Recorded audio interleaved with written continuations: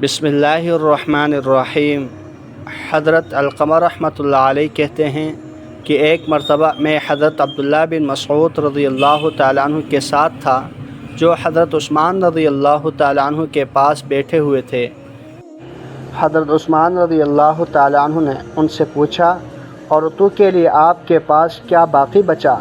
औरतों का तज़किरा हुआ तो हज़रत इब्न मसऊद रज़ियल्लाहु ताला अन्हु ने मुझे करीब होने के लिए कहा। मैं उस वक्त नौजवान था। फिर ख़ुद हज़रत उस्मान रज़ियल्लाहु ताला अन्हु ही फरमाने लगे, एक मरतबा नबी अकरम सल्लल्लाहु अलैहि वसल्लम मुहाजिरीन के नौजवानों की एक जमात के पास तशरीफ़ लाए और फरमाया, तुम में से जिसके पास इस्तिताअत हो उससे शादी कर लेनी चाहिए, क्योंकि इससे निगाहें झुक जाती है और शर्मगाह की भी हिफाजत हो जाती है। और जो ऐसा न कर सके वो रोज़े रखें, क्योंकि ये शहवत को तोड़ देते हैं।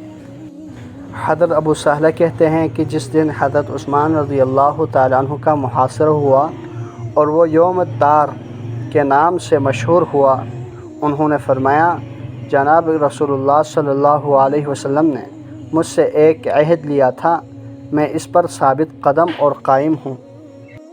अल्लाह जल्ल शानु से दुआ है कि जितने अहादीस मुबारक पढ़ी सुनी उन पर अमल करते हुए दूसरों तक पहुँचाने की तौफ़ीक़ अता फ़रमाएँ।